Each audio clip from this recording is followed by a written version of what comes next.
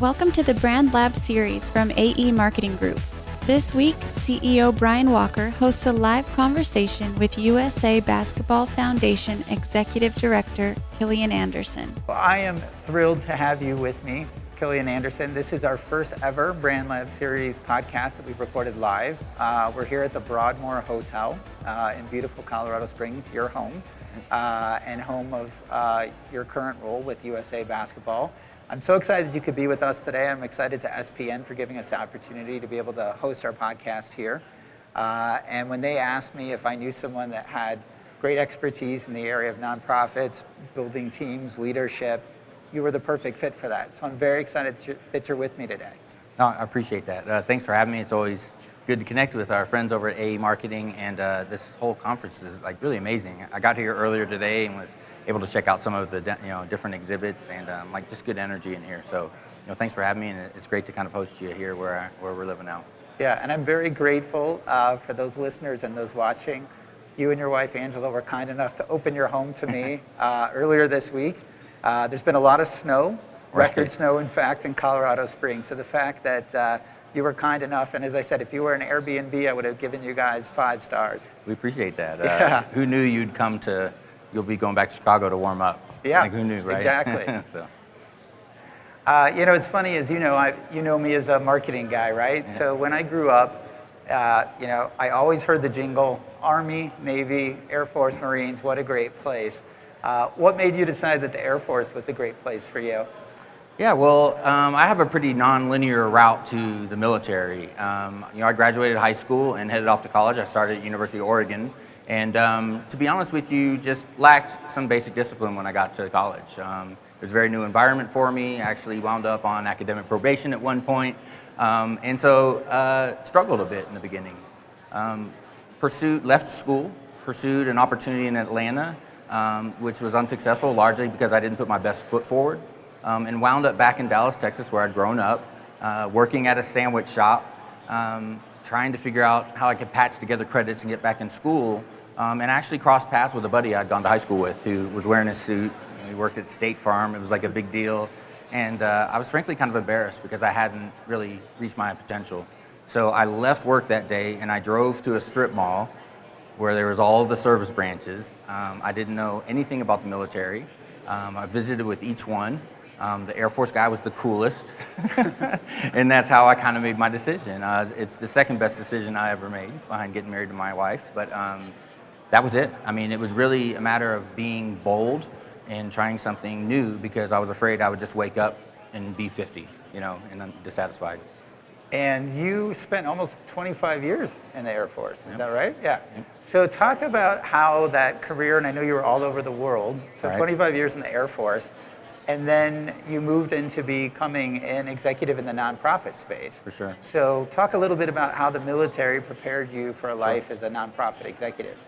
Well, so it's interesting. There are a lot of parallels, I would say, between military service and just service in general, nonprofit service. Certainly in the Air Force, things are rooted around core values. So in the Air Force, that's integrity first, service before self, and excellence in all you do. So I was already kind of acquainted with that mission kind of environment. Certainly in the military, there's a compliance mindset, which is incredibly important on the nonprofit side. There's a need for continuity. And then the other point that I'll take, and this might sound a little provocative, but sometimes people in their individual skills can be overrated. And I say that almost kind of jokingly, but in the military, there's a lot of turnover. And so you are dealing with people for a very limited amount of time. And so you become very quickly focused on trying to draw out that person's strengths and making them the best best possible airman they could possibly be, realizing that it's going to benefit another portion of the organization. So on the nonprofit side, especially having worked in 2 small nonprofits, I've kind of adopted that same mindset. I've been in situations where there's not a lot of upward mobility. There's only 12 people on the staff. So I've always tried to position nonprofit service in these small organizations as a place to come, get stronger, support a mission, build your skill set, and ultimately kind of slingshot you into your next possibility. So for that, for the military, I'm really grateful for that because it's something I've been able to apply in the nonprofit space.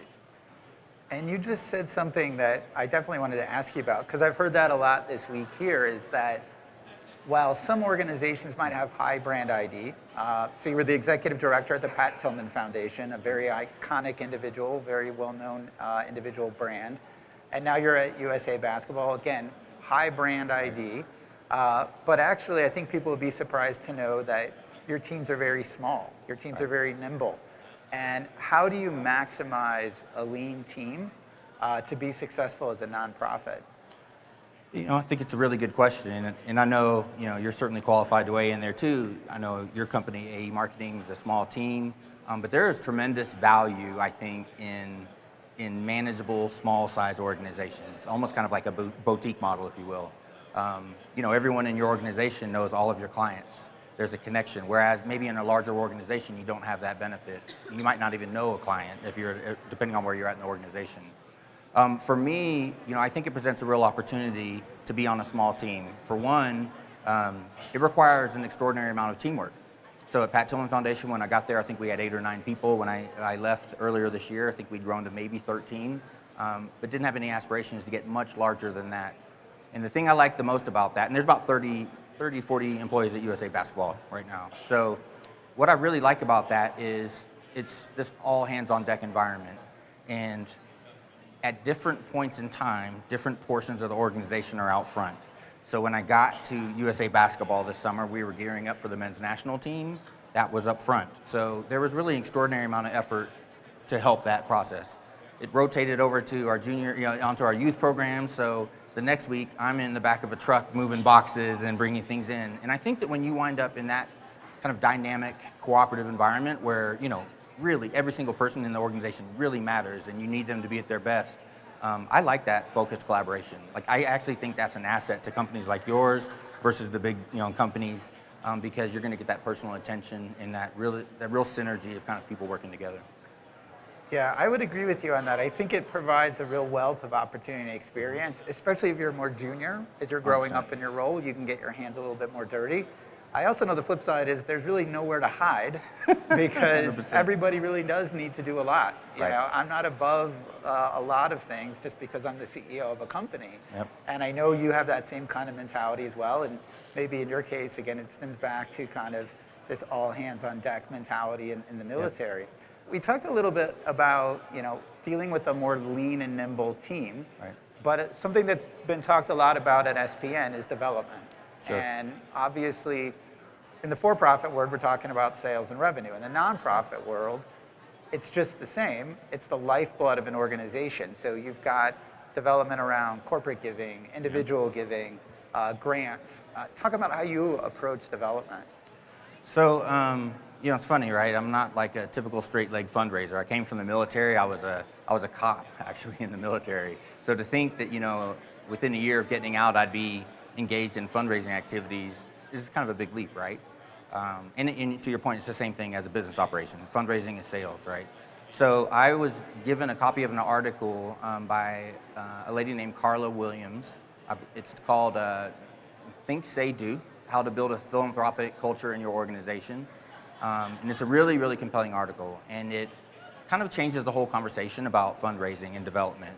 And what she says in there is that philanthropy is based on values, and that development is uncovering where shared values are, ultimately leading to fundraising, which gives somebody an opportunity to act on their values. So she kind of states this position that your job isn't to get donors, your job isn't to raise money, it's to build relationships that are going to result in support. So that was one of the first things I read when I got into the nonprofit space by, frankly, our chief of development who was mentoring me as a nonprofit executive. And that's been my focus, both at Pat Tillman Foundation and as we build out USA Basketball's foundation, is engaging with people, throwing out a wide net, seeing where there's alignment and continuing that conversation. And my experience has been that, one, all money ain't good money. And second, when you really find that you share values, you're not really asking people for money. You're not shaking them down for money. It drives a conversation where they get to a place where, like, how can I help with this? How can I be personally involved to help you achieve this mission together? If I could give you an example, at USA Basketball, we have a really remarkable program called Women in the Game. I just went to it for the first time. It was in mid-October. And we bring, with the reach we have through the NCAA, NBA, and all of our other partners, we bring women executives into a conference-style format. Speakers, panels, you name it. And then in the audience, there's a combination of players, students, young executives, and it's just the power of representation. I mean, you're sitting up there on the stage looking at Michelle Roberts, who's the executive director for the NBA Players Association. She runs the bargaining, the collective bargaining agreement for the NBA. I mean, she's a big deal. And she shared her story. Grew up in the South Bronx, was a public defender on homicide cases, made her way to the NBA. I mean, she's bad, and she's cold, and she knows what she's doing.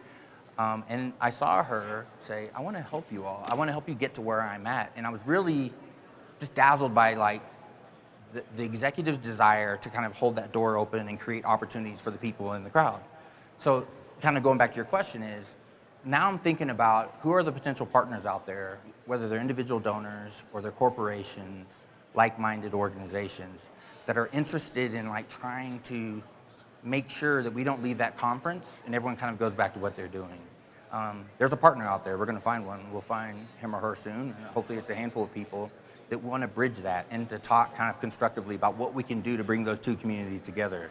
And so that's kind of an example where I'm not interested in convincing you to support that, because you can be convinced to go do something else, but if you believe about what's happening in that room at that conference and you want to help kind of bridge that, then like you're a potential partner, and we should talk about that. And over time, those kind of pathways emerge and you figure out when and where to support. And those are the people, frankly, that when you start talking about outcomes and you're keeping them posted or you involve them in the conference, like they're not going anywhere. Our best and biggest supporters at the Tillman Foundation, same at USA Basketball, are people that come back to us and say, man, what are we doing next year? Because they feel very like ingrained in what we're doing. So it's less of a kind of a business development sales type of model, I would say, that I'm going to instill at the foundation. It's more of a, let's find people that kind of believe in what we're doing, will believe in what they're doing, and it will result in support. So building the long-term relationship, shared values, those are absolutely things that I look at in the for-profit business, For sure. actually. One of the advantages I have of running my own company is that we're choosy who we do business with. 100%. Something that I talked to a number of people here at this conference about this morning was the power of branding. Yep. And there's an immense shift in branding today because everyone with a phone is a critic, an advocate, an author, a journalist, a photographer, and that creates a whole lot of problems. And a lot of times brands, especially in the nonprofit space, find themselves running into problems in the news or headlines or chaos that they didn't even start. And I know you learned that firsthand at the Pat Tillman Foundation when there was so much to be said for Colin Kaepernick. He was taking a kneel during the national anthem. Right. The NFL got involved, fans got involved. They tried to pull Pat's legacy into it. Yep. Talk about dealing with brand crises, and how did that experience at the Pat Tillman Foundation prepare you for something that wasn't directly involving USA Basketball, but Right. certainly had that halo of basketball in the U.S., which sure. is the recent tension around China and free speech? For sure. So I'm gonna start in the military to answer that. My experience is in the military to answer that. So I mentioned as a police officer, I was a emergency responder. So you get like really clear instructions in the military. So if you're at an incident and you're on the perimeter and media comes, and you're a young guy or gal in the military, they say, look, direct all questions to public affairs. I've had bosses over the years that will say things like, never pass up a good opportunity to shut your mouth, right? And so, at the Tillman Foundation, I think it's kind of important to talk about the Kaepernick thing for a second. So for those who remember, the reason he did it was to highlight and illuminate issues and concerns about racial inequality. But the whole narrative got hijacked, and it got projected onto veterans. And I remember, waking up one morning and there was like a tweet or something that had a picture of Kaepernick and then had a picture of Pat, and it was saying like, this guy's a traitor and this guy's a hero. And they wanted us to like adjudicate through Pat, invoke Pat to like adjudicate what Colin Kaepernick was doing. And and you were helpful to, I sought you out around this time as well. And the response was nothing, is that we're not gonna go there. We have an organization to run, we have a mission we're focused on. The mission of that organization is to build the next generation of public and private sector leaders. And there was literally no value in getting snarled in that whole dialogue. So I would say it's the same thing, as you hear what's going on with China and the owners. I'm not going to venture into that. I have a responsibility as we build this foundation and we are going to be focused on championing initiatives in support of women. We're going to create opportunities for youth. We're going to help and further develop a nationwide network of coaches and role models. And like that conversation doesn't fit into any of those mission components, so we're just not going to talk. I'm not going to choose to spend my time there because we're trying to rally support for these other matters. Well, if there's one thing I've learned from you, and you've been a good mentor to me sometimes, is it's all about focus. Yeah. And I think that's a great example of just saying, hey, we have a mission to do. This other stuff is white noise. I'm going to keep focusing on what we need to do and what our goal is and what are the steps to be able to get to that goal. Well, and if I can kind of piggyback, so the board chairman for USA Basketball is General Martin Dempsey, who's the former chairman, Joint Chiefs of Staff. So this guy knows a thing or two about leadership, right? And a really powerful statement he said was that, you know, when you wear USA across your chest, whether it's on a military uniform or on a basketball jersey, you're representing everyone in America, not the left, not the right, not just the middle, all of them. So you want to engage in activities that illuminate what we're trying to do in the shared mission and goal of like USA Basketball and representing America on the world stage. So, you know, if you think about it in terms of that as well, it makes it very clear about what your focus is. And that's on the player side to assemble a great team and go win a medal. And on the foundation side is to support that effort, but then to also, you know, focus on the other aspects of the mission that we talked about. So you've teased us a little bit with basketball. Yeah. I know we talked about how you went from the Air Force then into the Pat Tillman Foundation. You led that for a number of years very successfully. And then this year you came back to Colorado Springs to become the executive director of USA Basketball Foundation. And what drove you there? So, so first, you know, I relocated to be closer to my aging parents. I've got a stepfather who's got some pretty significant health issues. And our daughter just headed off, our youngest just headed off to college. We're empty nesters. We're like a month and a half into being empty nesters. So going back about a year ago, you know, realizing that we were soon going to be empty nesters, I'd been trying to move my parents out to Illinois for a number of years, and they're very happy here in the Springs. And so we made the decision to relocate back to the Springs. I let the foundation know, I helped them with their search, and kind of to my point about the military, fresh eyes are good. You know, my successor at Pat Tillman Foundation is a really dynamic guy named Dan Futrell, who you've met. I know Dan, guys yeah. The organization's needs have changed. It's ready for a different type of executive director, and like Dan's so great, you know, so I'm cheering for him, and that organization gets somebody out there kind of evangelizing about it as well. So all that said, you know, I relocated to the Springs. I think you're asking how I wound up at basketball. So lifelong basketball fan. I knew I wanted to be in and around athletics or higher education. The Olympic movement kind of provides a little bit of both. Also personal excellence, which I was certainly accustomed to dealing with the Tillman Scholars. So I started kind of aiming for USA Basketball, but it was literally lifelong basketball fan. The foundation is being formed from scratch, so I like to, you know, I view myself as a builder, so it was a really great chance to get in kind of on the ground floor. And I'll tell you, frankly, after my first interview and meeting the CEO, who didn't have to start a foundation, right, but recognized that he has a responsibility to use USA Basketball's amazing voice and reach to do simple good. You know, when he started explaining to me what he was doing and why they were forming the foundation, and the opportunities that could, you know, really present itself to advance society, like I was in. And so I'm really happy to, you know, to be there now. We've got a lot of stuff, you know, exciting stuff on the horizon. Well, I know you're a fan. We've talked about that a lot. Yep. I think what a lot of people also might be surprised is basketball is the most popular team sport in America. And I think people inside the U.S. probably don't realize how global the reach of basketball has become as well. I mean, you start to see it with a number of personalities at the professional level. For sure. But basketball is really a global phenomenon. Yeah. And I think when you hear USA Basketball, though, you immediately think of the Olympics, rightfully so, because you were kind enough to host us there this week, and to see all the amazing awards and accolades and gold medal after gold medal that the team has won, you kind of associate USA Basketball with just the Olympics. But from a brand messaging standpoint, you're much bigger than that, much bigger than just the Olympics.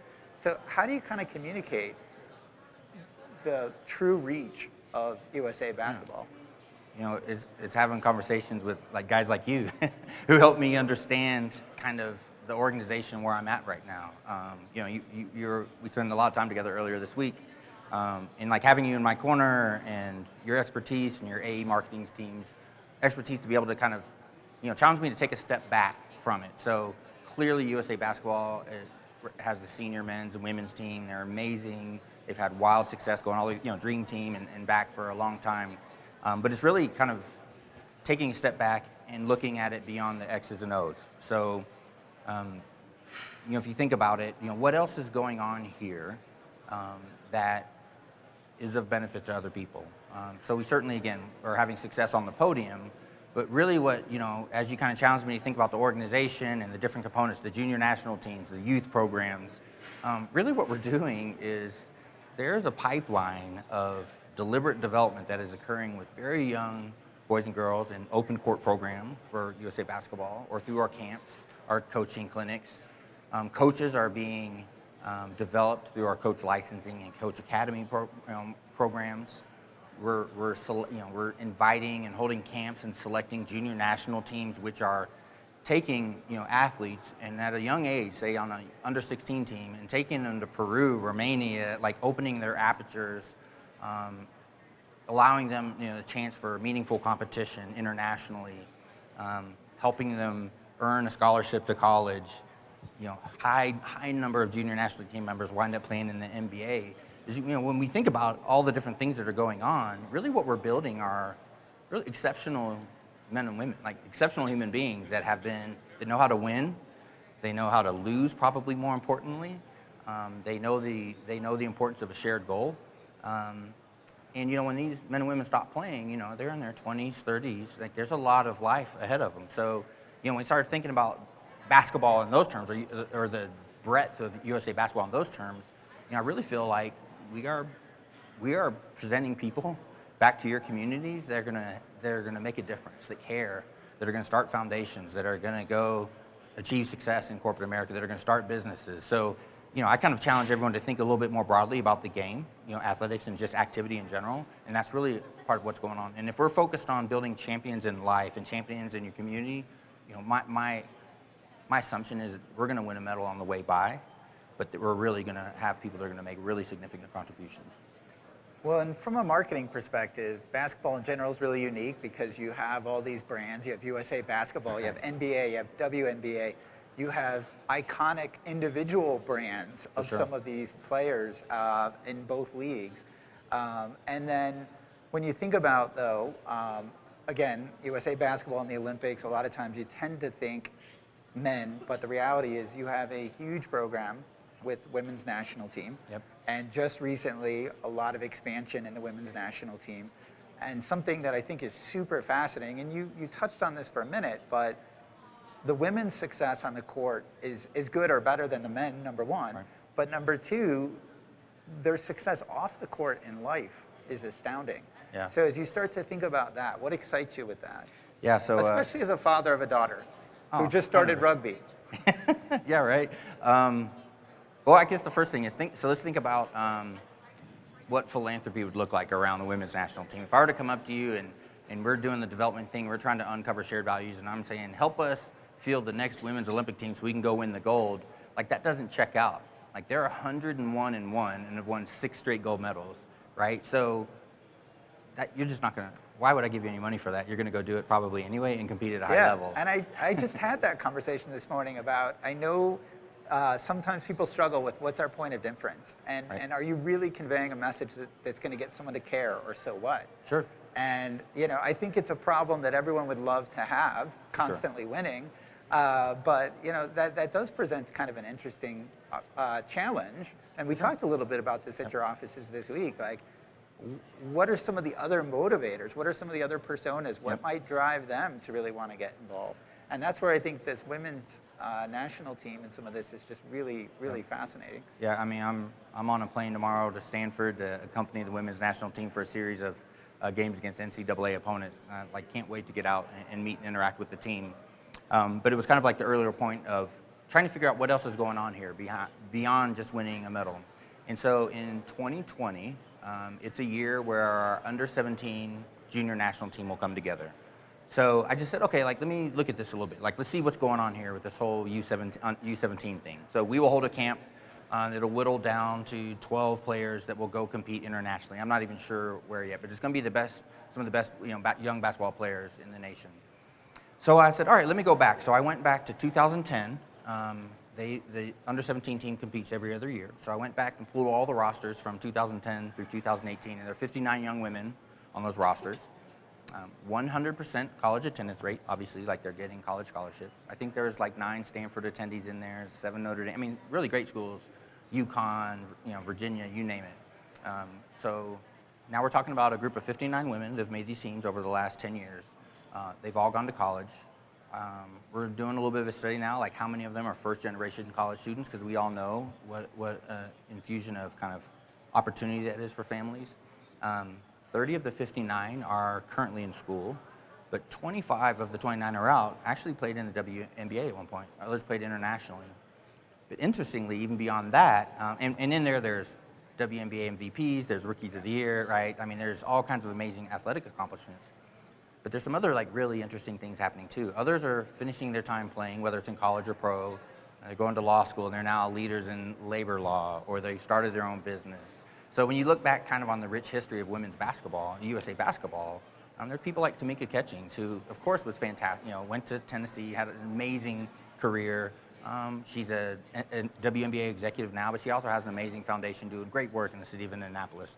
So it's kind of like my earlier point of, there's a tendency of just thinking, oh, it's the Olympics. But we're really fielding people that are doing some remarkable things. And I think I mentioned to you there was a Ernst & Young study that said 94% of women that have achieved C-suite positions played sports, and 54% of those played collegiate sports. So there's just like really undeniable,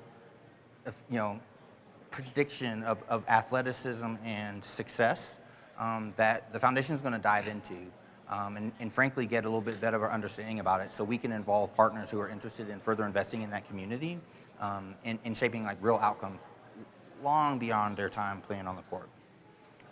And you talked briefly about a whole other program within USA Basketball, which is the junior national team. Yep. I think it's interesting because, one, obviously that's building a pipeline of future men's and women team players, but also future leaders, as you just kind of alluded to. But there's also so much about basketball in general, besides being the most played team sport in America. Right. We see this a lot where it's a sport that's bringing communities together, bringing youth together. Yep. Talk a little bit about some of your youth outreach. Yeah, so there's a really amazing youth and sports development division at USAB, headed by a remarkable team, Jay and Andrea. And they have open court programs, which are just trying to spark activity and getting in the gym and active play. Again, feeding into these kind of camps, huge tournaments, coaching clinics. And I don't think we're too far from a day when there's going to be, a member of the Olympic team, men or women's side, that has been through the whole pipeline, right? I think our youth division is about 5 or 6 years old. I'm still kind of new, so I think it's 5 or 6 years. But there's going to be a day where somebody went to open court, they went here, they were coached by somebody who held a license, they made a junior national team. Because we've seen some of that, like Jason Tatum on the Celtics, Andre Drummond. We're both junior national team members, and they are incredibly grateful for their time to represent USA first, and then certainly just their experiences of being able to go overseas and have all these remarkable opportunities. So I think that further investing in youth and sports development is that notion of kind of building the bench. It promotes awareness and support for the sport, but it's really kind of building young people up to better opportunities. It's going to create all kinds of positive outcomes. So let's pivot just a little bit, though, because we've talked about, and I know this, but I don't think everyone watching and listening would know this.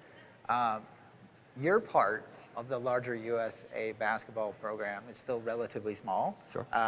Building out this foundation, and a lot of nonprofits. Again, like we talked to earlier, a little lean. Right.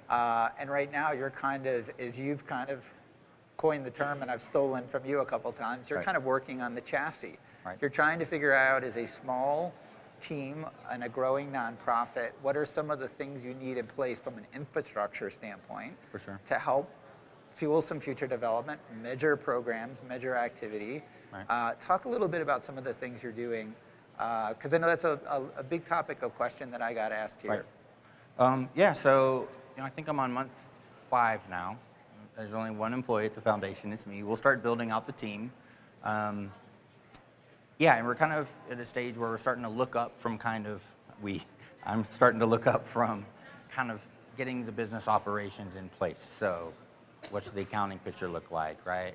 How often are we going to generate financial statements? What are the internal controls and all of the things you want to have in place to make sure that you're running a smart business? A lot of those, and with the support of like my colleagues at USAB, we've got a lot of that into place. So as we look up to kind of build out the program, we're thinking about headcount, like what does that look like?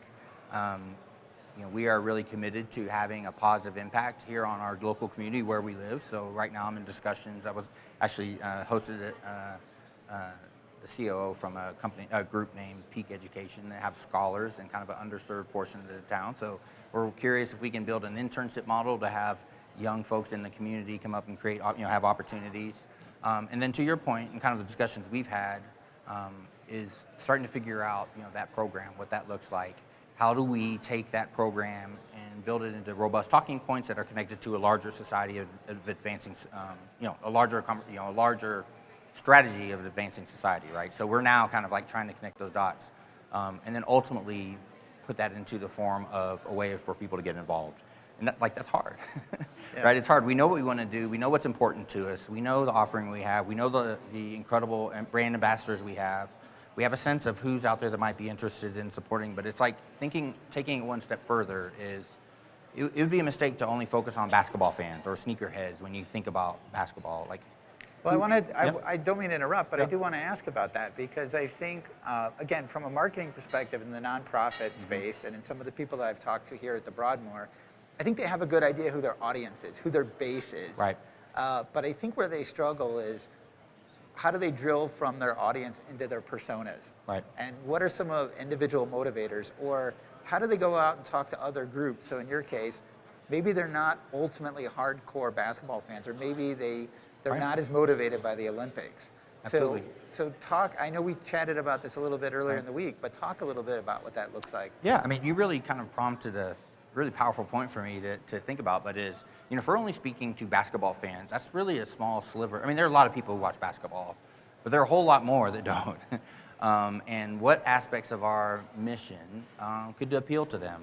And when we start talking about improving, it's even the community of the people that come to this conference. They're focused and interested in improving the lives for other people. So there's a conversation to be had there, right? There's real opportunity of the people and the talent that we're kind of cultivating that could make an impact or be helpful to them. So it's really learning how to speak to the people we're not speaking to. And so, we've certainly got our base. We've certainly got the basketball fans. We've got the sneakerheads, right? You've got those types of segments, if you will. I think the larger drill that any business or nonprofit should be thinking about is who else is out there that shares, there's some alignment with. And then how do you get to them? And then how do you kind of undergo that process of uncovering shared values? So it's tough, right? I know you and your company are really, really good at it. And you've challenged me to think about those other, what are those other populations, to watch other companies, read about their corporate values, and then use that and then kind of back into where we're at. So that's been, it's hard, right? And we're doing it. Yeah. But I think there's more alignment out there than people know, right? I think people, they're just playing basketball. Why would I give money to that? Well, there's something else going on here beyond putting the ball in the basket and, winning a medal. Well, and I think it's hard because we're in such a hyper-competitive time of our lives where digital is changing everything. People are getting constantly inundated with information. It's hard to capture attention. So, and I say this is the CEO of a marketing agency where the easy thing to do is to check the box and be like, okay, I messaged and I reached out to my core fans. For sure. Hey, we got it. We checked the box. We talked to the basketball fans. We're all done here. Yep. And I think really where you go from being great to exceptional, right? And there's a big difference there. 100%. Is finding those little margins, right, where you can grow and find new audiences and bring people in and get people passionate about your mission, passionate about your brand, passionate about your cause.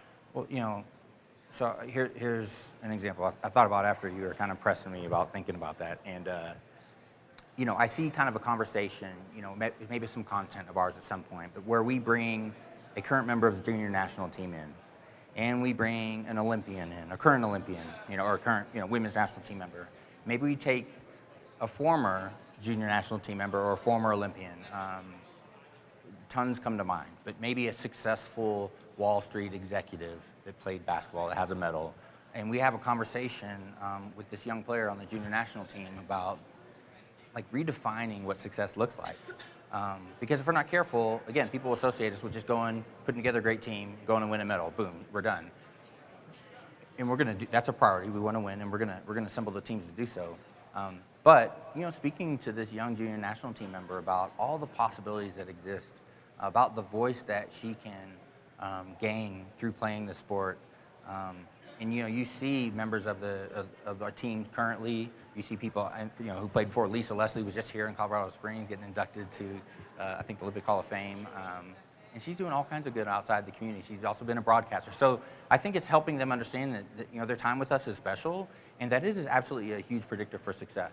And that they are, you know, she is joining kind of a group of amazing women that are going to continue to uplift one another and do some really amazing things. So I think that's kind of we got to figure that out. How to curate that type of content to kind of change, not change, but kind of expand the conversation beyond the podium. Yeah. Well, I appreciate you saying that I spurred your thinking and challenged you. I always love our conversations. I think I'm always smarter when we're done spending time together. One of the things I did want to talk about for a minute, obviously, is last year, as you know, I was in Tokyo. I know Tokyo is a very special place for you and your family as well, right. and you've been overseas there. And it's the home of the 2020 Summer Games. So what excites you about that?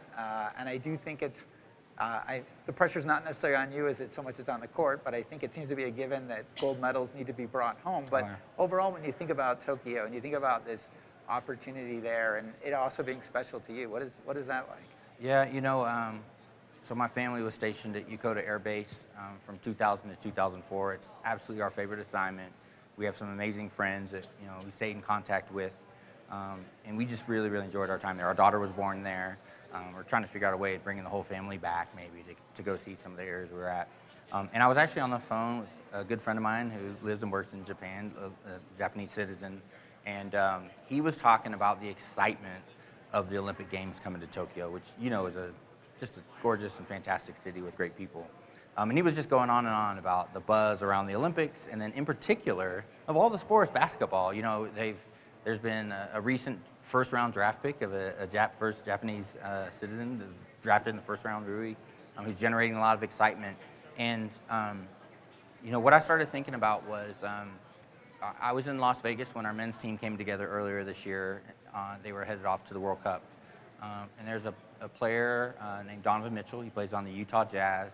And, you know, I was trying to act like I'd been there before, right? Like, there's all these, like, famous players, and I'm just, like, not pulling my phone out, not taking photos, because no one's acting like it's strange. But, like, there's all these amazing basketball players there, some of my favorites. And Donovan Mitchell comes in. I've always been a fan of his. And he's sitting there, and there are literally 20 people sitting in the lobby at the Wynn who figured out that, like, the players were coming in through this door. And I saw Donovan Mitchell, you know, come there, and a kid wandered over, and he picked him up, and he was talking to him for like 5 minutes, and he signed his, you know, I think he took a shoe out of his bag and gave it to him. And I mean, he's just such a good guy, right? And it's such an opportunity for us to have like a remarkable person like that as an athlete out there representing us, you know? And so, you know, I look at it and I have a lot of excitement about, of course, competing and doing well. We certainly want to go out there and win gold medals on both the men and women's side. But I'm particularly intrigued at, you know, the real opportunity for us to like really demonstrate, you know, the best of us in the form of these athletes that are out there competing, you know, competitive excellence, humility, you know, winning well, and then, you know, demonstrating sportsmanship. And I think that's going to be like a really special opportunity to be part of an organization where you're really being able to promote such kind of goodwill. Killian, I knew that this would be a great conversation. I was very excited to have you on. I'm excited for this video to be shared across our network, across all the people that subscribe to the Brand Lab series, for all the people that were watching here at the conference today. You're always full of insight. As I joked earlier in the conversation, I'm always smarter after we talk. I'm thrilled that you could take some time out of your busy schedule and come here to the Broadmoor and have this conversation. If there's ever anything I can do, you know you always have a friend in me. So thank you for being on the Brand Lab series. You got it. Thank you so much. Thank you.